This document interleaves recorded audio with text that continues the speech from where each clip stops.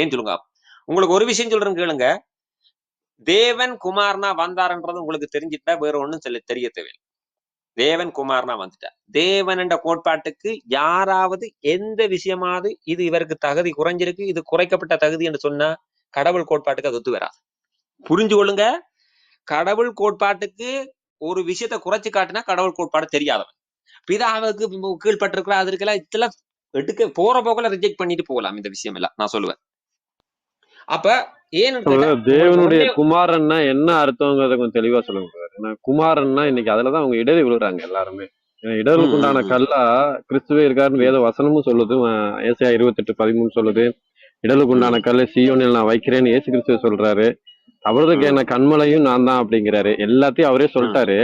அதே அந்த குமாரன்கிற அந்த வேர்டுல தான் இவங்க என்ன செய்யறாங்க, அவர் குமாரனா பேசுறாரா, அவர் மாம்சத்துல பேசுறாரா, தெய்வீக தன்மையில பேசுறாரா, மாம்சீகத்துல பேசுறாராங்கிற அந்த டிஃபரன்சியேஷன் தெரியாதனாலதான் விழுந்து விழுந்து போறாங்க. அது புரிஞ்சா அவங்களுக்கு தெரியும் இப்ப குமாரன்னா என்ன அர்த்தம் அப்படிங்கிற சொல்லி. குமாரன் என்று சொல்லி சொன்னா, நான் உங்களுக்கு பைபிள் அடிப்படையில சொல்றேன். ஏற்கனவே குமாரனாக இருந்தவர் குமாரனாக வந்தாரன் இல்ல, அனுப்பப்படுகிறவர் குமாரனாக வந்தார். உங்களுக்கு சொல்றேன் கேளுங்க. பூமிக்கு வந்த பிறகுதான் அவர் குமாரன். வர்றதுக்கு முன்பதாக குமாரனா இருந்தாருன்னு வசனத்தில ஒரே ஒரு வசனம் 1 கொரிந்தியர் 10:4-9 படிச்சா காணும். இப்ப நான் சொல்லுவேன், ஒரு பானை சோற்றுக்கு ஒரு சோறு பதம். இப்ப நான் சொல்றேன், இயேசுவ பிதாவுக்குரிய தகுதி ஒன்று அவருக்கு பொருந்தி வந்தாவே, இப்ப நான் சொல்றேன், சாத்தானுக்கு கடவுளுக்குரிய தகுதி ஒண்ணுமே இல்லை. ஒரு இடத்துலயும் பொருத்த முடியாது. ஒரே ஒரு இடத்துல பொருத்துறான், அதுவும் பொய்யா பொருத்துறான். இப்ப யாத்திரா 7:12, 2 கொரிந்தியர் 11:14. சாத்தானும் ஒளியின் தூதனுடைய வேஷத்தை தரிப்பானா. என்ன செய்வானா? ஒளியின் தூதனை மாதிரி வரமாட்டானா, வேஷத்தை தரிப்பானா.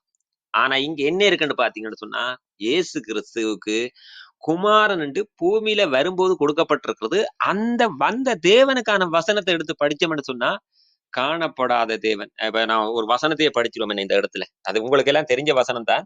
இருந்தாலும் அதுல எத்தனை விஷயம் இந்த குமாரனுக்கு சொல்லப்படுதுன்னு பார்ப்போம். இந்த குமாரன் போற போகுல குமாரனா இல்லாம ஒரு ரகசியம், மிஸ்ட்ரி என்று சொல்லப்படுது. அந்த 2 வசனத்தை நாங்க படிப்போம். முதலாவது 3 படிச்சுட்டு 6 படிப்போம். இது நல்ல வசனம், இது நெடுகளும் படிக்க வேண்டிய வசனம். அன்றியும் வேத பக்திக்குரிய ரகசியமானது. வசனத்துல தியானத்துல போவோம, அன்றியும் வேத பக்திக்குரிய ரகசியமானது. ரகசியம்டா ஏற்கனவே அறியப்பட்ட ஒரு விஷயத்துல இது வராது. ரகசியமானது யாவரும் ஒப்புக்கொள்கிறபடியே மகா மேன்மை உள்ளது.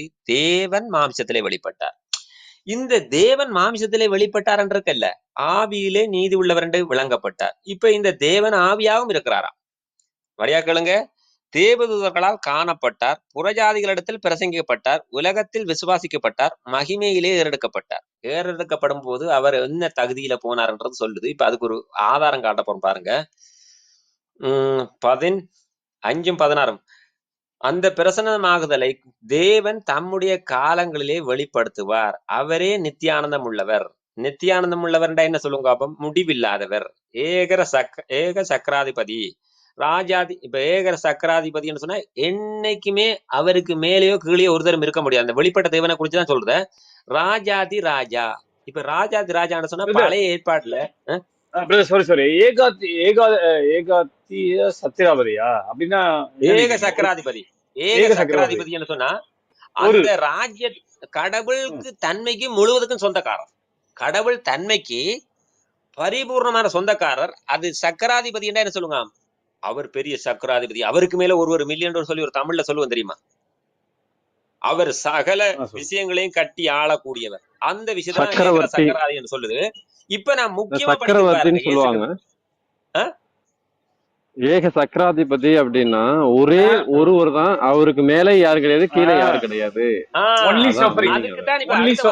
பாருங்க. இப்ப அடுத்த வசனம் தான் முக்கியம். கிளம்புது. ஒரே ஒரு பாயிண்ட் சொல்லிடுறேன். அதுல வந்து ஒன்லி சஃபரிங் போட்டிருக்கு. ஒரே தேவன், ஒரே ஏக சக்கரவாதி. ஏக அப்படின்னா ஏக இறைவன் ஒருவர் இல்ல. அங்க எங்க 3 பேர் வந்துச்சு இல்லையா? அது ஒரு கேள்வி இருக்கு. நீங்க பேசுங்க. ஒருவராய் சாவாமை உள்ளவர். என்னவா? 2 பேர் சாவாமை உள்ளவர் என்று சொல்லப்பட இல்லை, 3 பேர் சாவாமை உள்ளவர் என்று சொல்லப்படல. ஒரே ஒருவர் தான் சாவாமை உள்ளவராம். இப்ப 3 பேர் இருக்கிறான்னு சொன்னா இங்க இயேசு கிறிஸ்துவ குறித்து தான் பேசுறது. இந்த இயேசு கிறிஸ்து மாத்திரம் சாவ மாட்டார். அவங்களோட வசனத்துப்படி நாங்களும் இப்படி பேசலாம் இல்ல. பிதா பரிசுத்தாவியானவரும் பிதாவுக்கும் இந்த தகுதி இருக்காண்டு அப்படி சொல்லல. ஒருவராய் சாவாமை உள்ளவர், சேரக்கூடாத ஒளியில் வாசம் பண்ணுகிறவர், மனுஷரில் ஒருவரும் கண்டிடாதவர், காணக்கூடாதவருமாகிய அவருக்கே கனமும் நித்திய வல்லமையும்.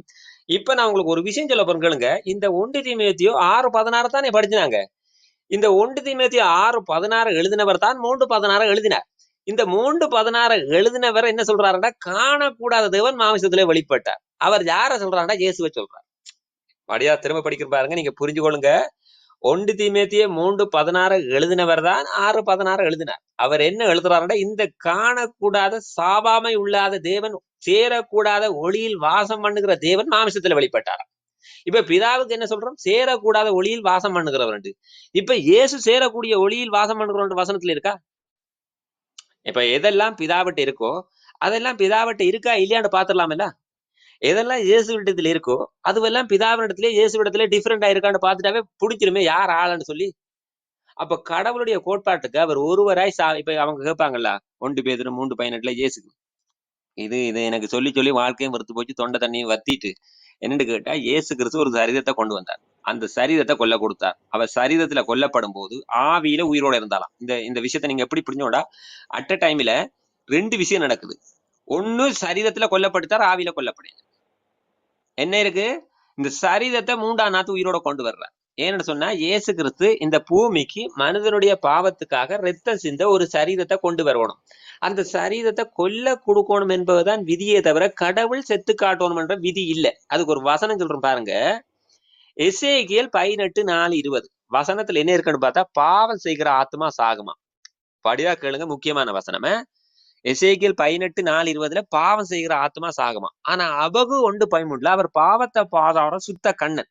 ஏன்னு கேட்டீங்கன்னா, ஒரு சாதாரண மனிதனே பாவம் செய்தா தான் அவனுடைய ஆவி சாகும். சரீரம் சாகும்ன்றதே குழந்தை பிள்ளைகளுக்குமே தெரியுமே. மனிதன் கூட பாவம் செய்யல் என்று சொன்னா அவனுடைய ஆவி சாகாது. எங்க இருக்குன்னு பாத்தீங்கன்னா, மத்தேயு 10:28 ஆத்மாவை கொல்ல வல்லவராய் இராமல் சரீரத்தை மாத்திரம் கொல்லுவர்களுக்கு பயப்பட வேணும். அப்ப இயேசு என்ன சொல்லியிருக்கார்? சரீரம்ன்றது சாகக்கூடியது, ஆத்மா சாகாது. இந்த ஆத்மா சாகிறத கூட அவர் எப்படி சொல்லி வச்சிருக்கிறாருன்னு சொன்னா, பாவம் செய்கிற ஆத்மா சாகும், அந்த ஆத்மாவை கடவுள் தான் சாகடிப்பார். ஒரு மனிதனால சாகடிக்க முடியாது. அப்ப ஆண்டவர் என்ன சொல்றாருடா, ஆத்மாக உண்டாக்கினது யாருன்னு சொல்லி இருக்கு பைபிள்ல? இயேசு உண்டாக்கினாருன்னு இருக்கு. இப்ப சாதாரண மனிதனுடைய ஆத்மாவையே இன்னும் ஒரு மனிதனால கொல்ல முடியாது. அப்படி இருக்க ஆத்மாவை உண்டாக்கின தேவனுடைய ஆவியை மாத்திரம் ஒருவன் கொண்டு வர முடியுமா? எப்படி கேள்வி வருதுன்னு பாத்தீங்கன்னா, ஏற்கனவே ஆவியா இருக்கிற தேவன் ஒரு மாமிசத்துல வந்தார், அது சாகும். ஏன்டா அது மனுஷகுமாரன் பைபிள்ல இருக்கு. ஆனா ஆவி சாகாது. ஏன்டா தேவன் மாமிசத்தை விட்டு பிரிஞ்சிட்டாரு. இப்ப பிரிஞ்சிட்டா இப்ப மனிதர்களுக்கு ஒரு முன்மாதிரி காட்ட வேணும். என்ன? ஒரு 2-3 வசனம் சொல்றேன் பாருங்க.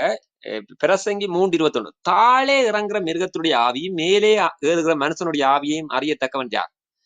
12:7 மண்ணானது தான் முன்னிருந்த பூமிக்கும் ஆவி தன்னை தந்த தேவனிடத்துக்கு திரும்புவதற்கு முன்பதாக. இது ஏன் சொல்றாருன்னு கேட்டா, இதுக்கு பின்னுக்கு ஒரு முக்கிய ரகசியம் சொல்றேங்க. எபிரேயர் 9:27 ஒரே தரம் மரிப்பதும் பின்பு நியாயத்தீர்ப்படைவதும் மனுஷனுக்கு நியமிக்கப்பட்டிருக்கு. அதனாலதான் அவர் ஒரு முன்மாதிரியை சொல்றார் பைபிள்ல இயேசு கிறிஸ்து. மத்தேயு 23:46, லூக்கா 23:46, மத்தேயு 27:50, சங்கீதம் 31:5 இதோ என் ஆவியை உம்மிடத்தில் ஒப்பு கொடுக்கிறேன்.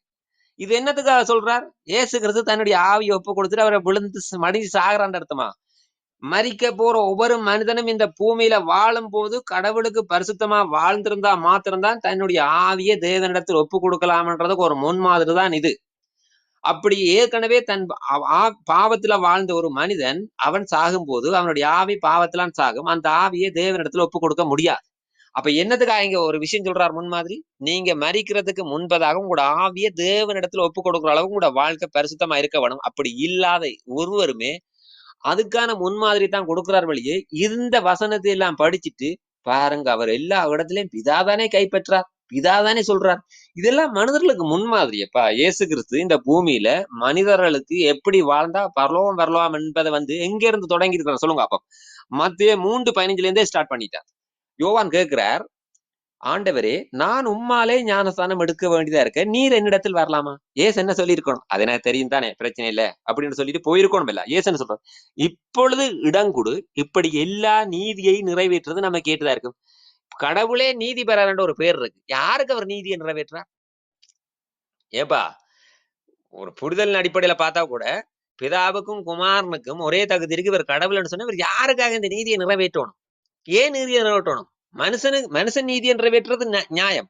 கடவுளே நீதியை நிறைவேற்றணும். கடவுளுக்கு என்ன நீதி இருக்கு? கடவுளுக்கு இந்த வேத புத்தகம் எழுதப்பட்டது? கடவுளுக்கு எழுதப்பட்டதா மனிதனுக்கு எழுதப்பட்டதா? மனிதனுக்கு எழுதப்பட்டதா? அப்ப மனிதனுக்கு எப்படி ஒரு முன்மாதிரி தேவைன்றதுக்காக தான் 1 பேதுரு 2:21 ஏனெனில் கிறிஸ்து நம்மை என்ன கிறிஸ்து எங்களுக்கு ஒரு முன்மாதிரியை வச்சாராம் பாடுகள் ஊடாக. இந்த உலகத்துல மனிதன் இழந்தது என்ன? அன்பை. அப்ப அன்பை இழந்ததுன்னு சொன்னா இயேசு கிறிஸ்து இப்ப சிலுவையில ரத்தம் சிந்த வந்திருந்தா என்ன செய்யறா? முதல் நாள் பிறந்தார், அடுத்த நாள் சிலுவையில் அடிக்கப்பட்டார், தூக்கி போட்டாச்சு, போயாச்சு வந்திருக்கலாம். ஏன் அவர் இவ்வளவு காலம் இவ்வளவு விஷயங்களை கற்றுக்கொள்ள வேண்டியதா இருக்குது? சரி, இவ்வளவு விஷயத்தையும் ஏன் எழுத வேண்டியதா இருக்குது? இந்த இயேசு கிறிஸ்து இந்த 3.5 வருஷம் வாழ்ந்ததுல அவ்வளவுமே மனுஷருக்கு முன்மாதிரி. உனக்குதா அந்த முன்மாதிரியை தான் இயேசு கிறிஸ்து தனக்கு கிடைச்ச வாய்ப்புல அதுல ஒரு முன்மாதிரி தான் மத்திய 26:41 என்ன இருக்குது? இந்த பாத்திரம் என்னை விட்டு நீங்க கூடுமானால் நீங்கட்டும், ஆயினும் என்னுடைய சித்தப்படியில உம்முடைய சித்தப்படி. இப்ப இயேசு கிறிஸ்து இந்த விஷயத்தை ஏன் சொல்றாருன்னு கேட்டா, மனிதர்கள் எல்லாம் என்ன விஷயத்த வேணாலும் கொடுக்க துணிவாங்க, ஆனா தங்களுடைய உயிரண்டு வரும்போது கொடுக்க மாட்டாங்க. அப்ப இயேசு இப்ப கிடைச்ச வாய்ப்பை பயன்படுத்தணும். என்ன அப்பா, நீங்க உங்களுடைய உயிரண்டு சொல்லி வரும்போது கூட நீங்க என்ன செய்யக்கூடாது? பிதாவோட சித்தம் தான் செய்யணும். எங்க மத்திய 6ஆம் அதிகாரத்துல என்ன சொல்லியிருந்தார்? பரமண்டலங்கள் இருக்கிற உம்முடைய பிதாவே, உம்முடைய சித்தம் செய்த, உம்முடைய நாம் உம்முடைய ராஜ்யம் வருவதா, உம்முடைய சித்தம் செய்தான்னு சொல்லிட்டார். இப்ப இவருக்கு சித்தம் செய்யறதுக்கு கிடைச்ச ஒரு வாய்ப்புல இவர் அந்த சித்தத்தை செய்து காட்டுறார். எதுவும் என்னத்துக்காக செய்து காட்டுறாருடா? மனிதர்கள் எல்லாம் இந்த விஷயத்தெல்லாம் ஓடி ஒழிப்பாங்க. இயேசு சொல்றாருல யோவான் 16:12, இப்பொழுது சொன்னா தாங்க மாட்டீங்க. என்ன சொல்றார்? இப்பொழுது சொன்னா தாங்க மாட்டீங்க, அதுக்கான ஒரு டைம் வச்சிருங்க. எப்ப சொன்னார்? அப்போஸ்தலர் 11:16 பரிசுத்த ஆவியானவர் உங்களிடத்துல வந்துட்டா நீங்க 2 தீமோத்தேயு 1:7 அப்போஸ்தலர் 1:8 படி பலன் கொண்டுருவீங்க. அதுக்கு பிறகு நீங்க உயிரையும் கொடுப்பீங்க. அதுக்கு பிறகுதான் அவர் சொல்றா 1 யோவான் 3:16 கிறிஸ்து உங்களுக்காக ஜீவனை கொடுத்திருக்கிறார், நீங்களும் உங்க சகோதரனுக்காக ஜீவனை கொடுக்க கடனாளியா இருக்குங்க. அப்ப என்னத்துக்காக இந்த கோட்பாட்டாண்டவர் முன்பாட்டி வச்சாருடா? இந்த உலகத்துல ரட்சிக்கப்பட போற மனிதர்களை எல்லாம் இந்த வழியெல்லாம் நடத்த போறார். எப்படி? ரட்சிக்கப்பட்டவர்கள்ட்ட என்ன இருக்குது? மனம் திரும்புவார்கள், உதவி செய்வார்கள், காணிக்கை கொடுப்பார்கள். ஆனா அன்புக்கு ஒரு லிமிட்டேஷன் இருந்தது. என்னன்னு சொன்னா ஒரு லிமிட் தான் இருந்தது. ஆனா அன்புக்கு லிமிட்டே இல்ல. நீ உன்னுடைய உயிரை யோவான் 15:13 ஒருவன் தன் சிநேகிதனுக்காக ஜீவனை கொடுப்பதிலும் பெரிய அன்பு இல்ல. அப்ப இந்த அன்பை மனிதர்களுக்கு கற்றுக் கொடுக்கணும். அவருக்கு இடரல் இருக்கக்கூடாது, ஒரு முன்மாதிரி இருக்கணும். அப்ப முன்மாதிரியை ஆண்டவர் செய்யும் போது என்ன சொல்றார்?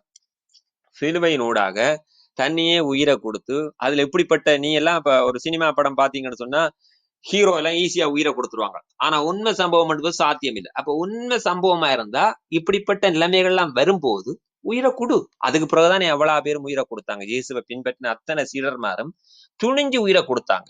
என்னண்டு ஓகே இப்ப எங்களுக்கு புரியுதுன்னு சொல்லி. இயேசு இதை செய்யாம இருந்திருந்தா யாருமே செஞ்சிருக்க மாட்டாங்க. யோனா தீர்க்கதரிசி ஓடின மாதிரி ஓடி ஒளிஞ்சிருப்பாங்க, பேதுரு ஓடின மாதிரி ஒளிஞ்சிருப்பாங்க, அவருடைய 12 சீடர்கள் ஓடி ஒளிஞ்ச மாதிரி ஒளிஞ்சிருப்பாங்க. ஆனா இயேசு கிறிஸ்து முன்மாதிரியை காட்டி கொடுத்த பிறகு அவங்க இதை செஞ்சாங்க.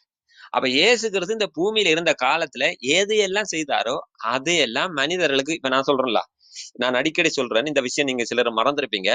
இந்த உலகத்துல கடவுளை பற்றி அறியாதவர்கள் எப்படி பிதா பிதாண்டு பேசிக்கிட்டு இருக்கிறாங்களோ அதே போல முந்தைய காலத்துல இந்த யூதர்கள் கடவுளை பற்றி அறியாமலே கடவுள் அப்படி செஞ்சா அப்படி செஞ்சான்னு பேசிக்கிட்டு இருந்தாங்க.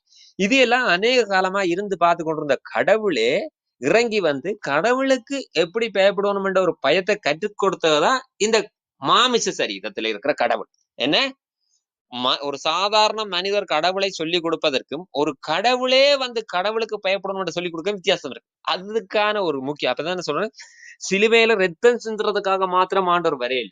சிலுவையில ரத்தம் சிந்த வரும்போது மனிதர்கள் எல்லாருக்கும் எப்படி கடவுளுக்கு பயப்படுற பயத்தை கற்றுக் கொடுக்கணும், எப்படி பின்பற்றி கற்றுக் கொடுத்த வழியாத்தான் இன்றைக்கு இவ்வளவு பிரச்சனை இல்லைன்னு சொல்லி சொன்னா. கரண்,